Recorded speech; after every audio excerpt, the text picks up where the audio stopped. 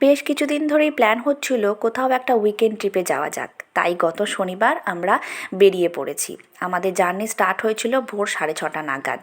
আমি, এশাদি, নবেন্দুদা আর আমার বর চারজনে প্রথমে বেরিয়েছি, তবে আমাদের সঙ্গে আরও অনেকেই যাচ্ছে, তাদের সঙ্গে পরে মিট করব।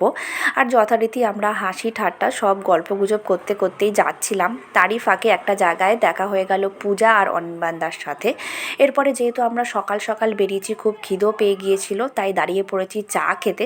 শুধু চা নয়, তার সাথে কেক, বিস্কিট এগুলোও আমরা খেয়ে নিচ্ছিলাম। এরই ফাঁকে আমাদের সঙ্গে দেখা হয়ে গেছে বাপ্পাদা আর রুমাদির সঙ্গে। আর এই হলো আমাদের ফুল টিম, যারা আমরা বেরোচ্ছি। কোথায় যাচ্ছি সেটা তোমাদের পরের ভিডিওতে শেয়ার করব।